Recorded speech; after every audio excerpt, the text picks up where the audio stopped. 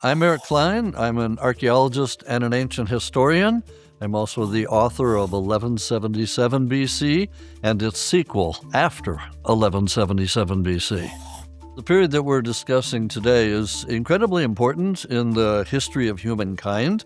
It's the late Bronze Age in particular, which goes from about 1700 to 1200 BCE, or BC if you prefer.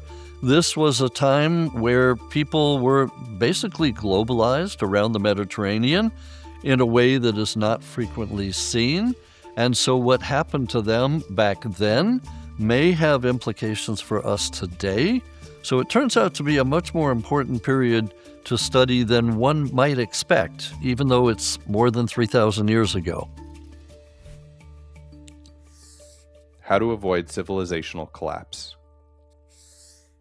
Even though I think we can rank these societies as to how well they each did, one of the difficulties is to try to figure out why they did. Like, why were the Cypriots and the Phoenicians able to be that much more successful than the Hittites, for example? So archaeologists and ancient historians are now starting to try and answer these questions, to grapple with the concepts. And we're getting a couple of interesting things. For example, it's now been suggested that maybe some of the societies were more fragile than they appeared, and that they might have been more vulnerable to the stresses than they appeared to outsiders. Like the Mycenaeans, they had been overexploiting the lower classes, and those lower classes might have been quite happy to see the palaces fall. Right, and even cheered, and they may have been, part of the internal rebellions. So it may be that something that looked very strong, like the Hittites, was actually weakened internally, and the first big gust of wind came and knocked that tree over, and boom, no more Hittites. But it also might have just been the luck of the draw. It might have been geographical luck. So I think that's where water comes into play, because the Assyrians and the Babylonians are in my category too, and they're right by the Tigris and Euphrates. And the Egyptians, of course, have the Nile. Now, those are three of the big four in the ancient world. I mean, my poor Mycenaeans and Minoans, they're not quite up there with the others. The big two in the late Bronze Age are the Egyptians and the Hittites. But then Assyrians and Babylonians. So of those four, Egyptians, Hittites, Assyrians, Babylonians, Assyrians and Babylonians have the Tigris and Euphrates. The Egyptians have the Nile. The Hittites are the only one of those four without a major water source. They're also the only one of those four that go down completely. I don't think that's a coincidence. And in fact, in talking to various people, I've heard time and time again that wars over water are going to be what are fought in the coming century. And we can already see that in California with water, with Colorado, with Mexico, and all of that. So I think in some ways the fact that the Assyrians and the Babylonians were able to maintain their government and their religion and their writing systems and all of that might have been just luck of the draw, that they were so far inland that the sea peoples didn't get to them, and they were on the two rivers, Tigris and Euphrates, so that the drought didn't impact them as badly as it did others. But having said that, we have written texts from the Assyrians that do talk about period of drought. They are hit. It's not that long, though. It's like less than a century, and it came well after everyone else had been hit. So there is something there to be said for where you happen to be. So again, I think this is where we're going to be looking in the future, is how did these people manage to survive, or why didn't they survive? Were they not aware that they were collapsing? And again, we have to keep in mind, and I actually say this at the beginning of the sequel, most of our records are from the 1%. They're from the elite. We know how the kings did and the central authorities that were living high. We don't know as much about the 99%, if you want to call them that, about the farmers and the peasants out in the fields in Messenia in Greece or the hinterlands in Anatolia. We don't really know their story that well, but we're learning it because archaeologists are now moving out and excavating the little villages, the little towns that are inhabited across the divide, Bronze Age and Iron Age. And so we're going to get more evidence. We're going to get more answers. And again, that's what I love about archaeology. It's not cut and dried. And if you will pardon the pun, it's not set in stone, right? It changes depending on the new discoveries.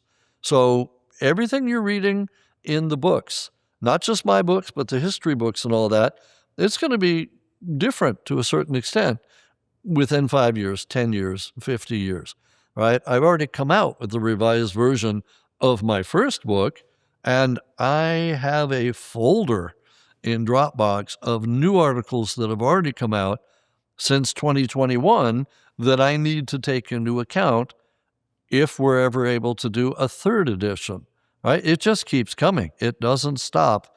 And that is what is absolutely wonderful about it.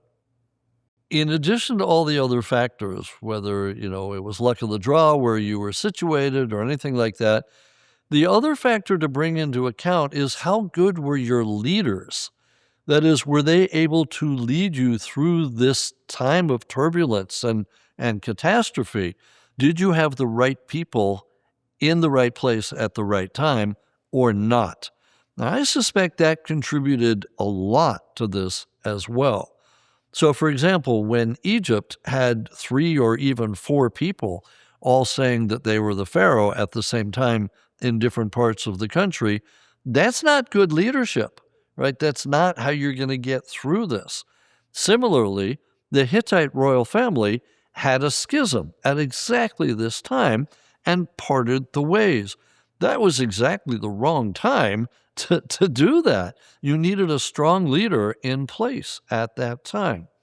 Now, the one or the two societies that do seem to have had the right people at the right place at the right time are the Assyrians and the Babylonians. The Neo-Assyrian rulers and the Neo-Babylonian rulers seem to have been the ones that got their societies through this. In fact, a couple of fairly well-known scholars, Assyriologists, have said that that is why the Neo-Assyrians and the Neo-Babylonians held on for about 100 years before everybody else, before they were impacted to a certain extent by the collapse. They said it was because they had strong rulers in place that they were able to stave this off for a couple of decades or a century at most. So I do think that leadership is incredibly important because, in part, that leadership will determine how well you respond. Having studied all of this, what happens in the aftermath and all of that, I was, again, wondering what lessons could be learned from the late Bronze Age collapse and the aftermath. Was there anything that is of use to us today? And I did come up with 7 things that I think are kind of common sense, if I may, that are things to remember, things to live by, things that will help us if we're ever going down that same path. So I think the first one is pretty obvious, that you need to have redundant systems in place. Right? We talk about that all the time today, but I think it's incredibly important. You need to have a plan A, and if that somehow doesn't work, you need a plan B. And if that doesn't work, you need a plan C. Right? It's kind of like having a generator in place in case your electricity goes out. But I would say not just a plan A, B, and C. You need a D, E, and F as well. You need multiple redundancies in place and plans that you can go to if all of your major ones fail. Now, I think that is something that they needed to do back then, and that we would still need to do today. The next couple I would say are, again, common sense. Be strong enough to resist invasion if you can. Know who your friends are and who they aren't. And also be resilient enough to go with the flow as you need to be. Don't be rigid. Don't be just, no, this is how we've always done it. But be prepared in case you're invaded. Be prepared to reach out to allies. And in that same tone, try and be as self-sufficient as you can, but not to the detriment of alienating your allies, I would say, because you're going to need each other. So if you're going to make it through this crisis, it's going to be because you're leaning on each other. The other lesson that I think is a major takeaway from the Iron Age, and I will deliberately call it the Iron Age rather than the Dark Age, is to be innovative and inventive, right? The fact that in the aftermath of the Late Bronze Age, they were innovative and inventive with iron and the alphabet, I think is precisely what we would need to be again here today. So we're talking in part, this is what evolutionary biologists and others would talk about in terms of the adaptive cycle, that when you have a crash in one area, you then have an immediate era afterward where you are innovative and inventive. It's basically the rise and fall of empires, but here we've got a Mobius strip on its side, I would say. And I think that's where this would come into place.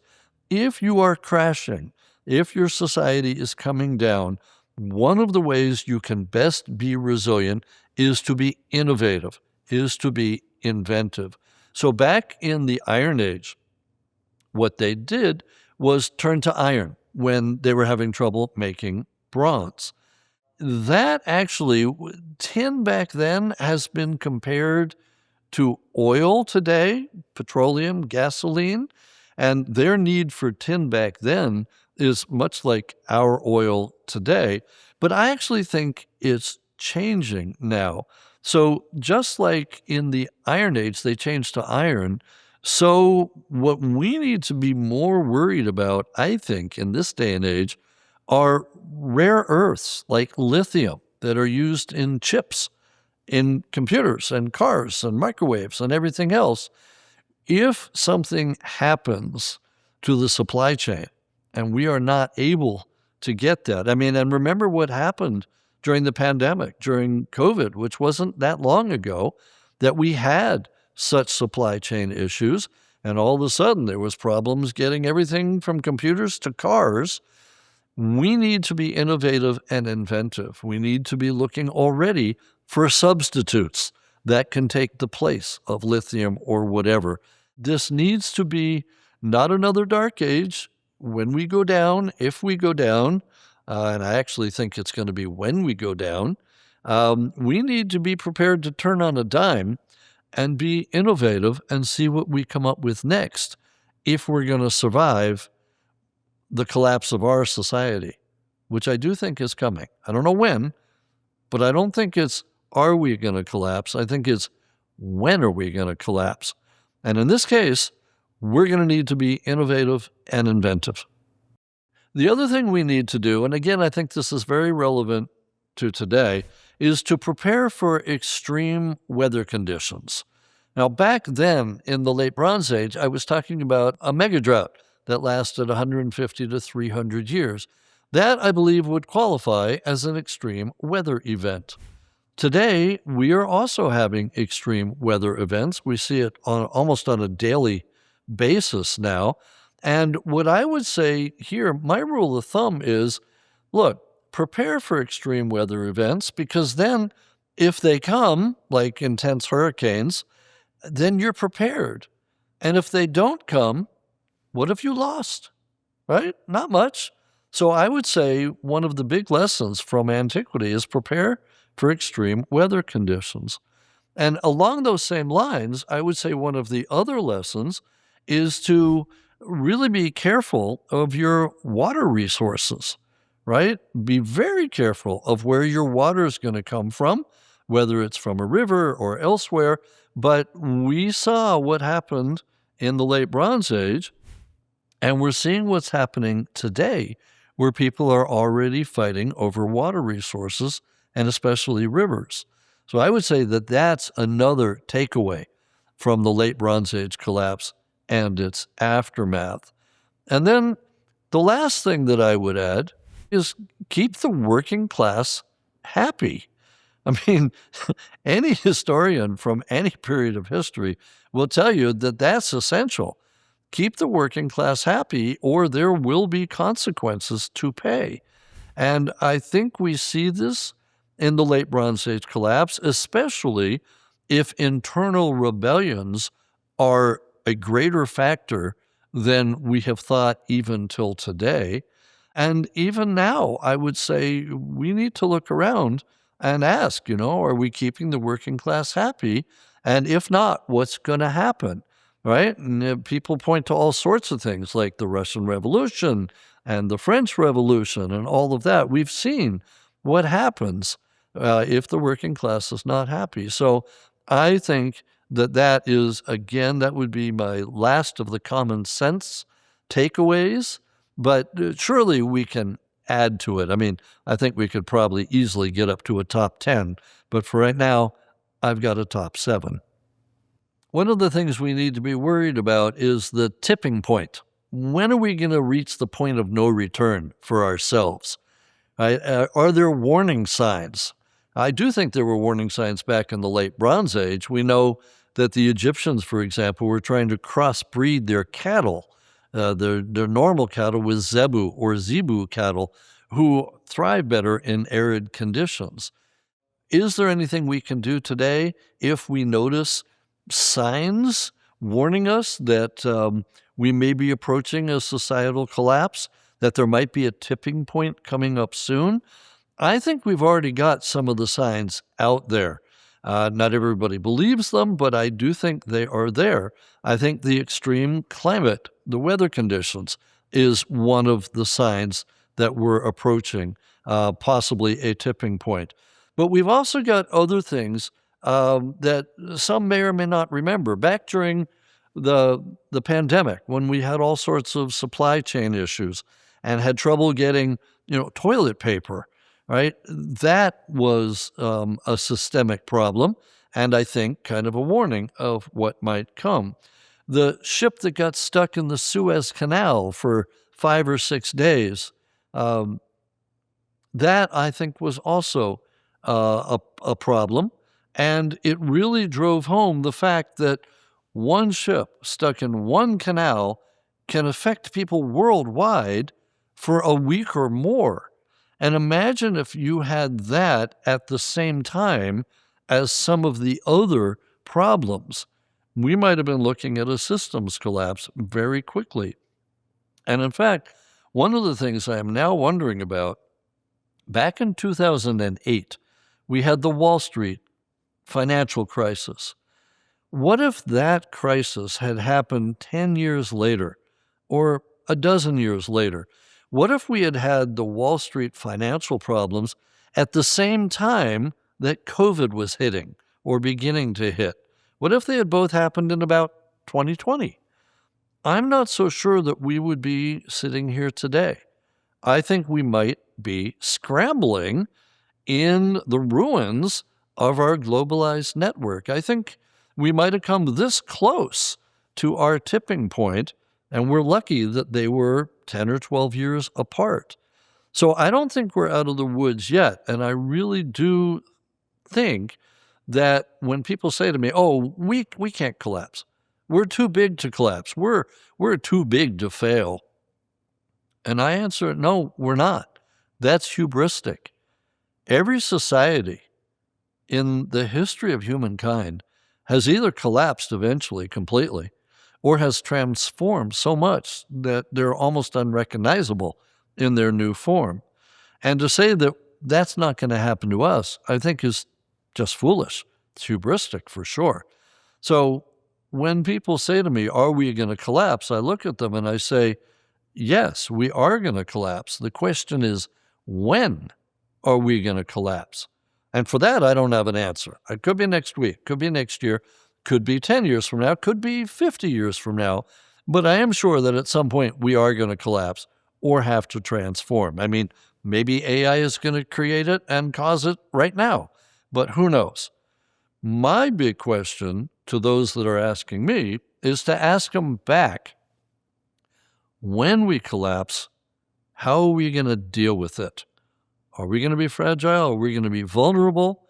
Are we going to be anti-fragile?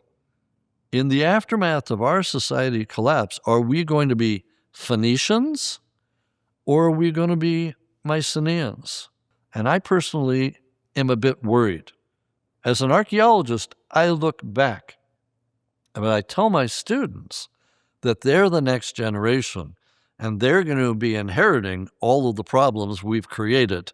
We know that. I'm not, saying anything new, but this is where archaeology, I think, can be of use, and especially archaeology when it's applied to ancient history.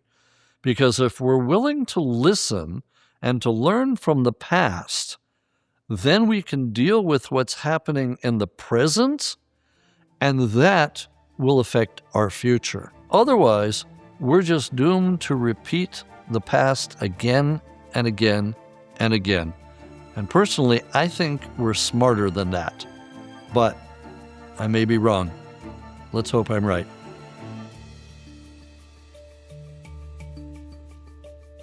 Want to support the channel? Join the Big Think members community where you get access to videos early, ad-free.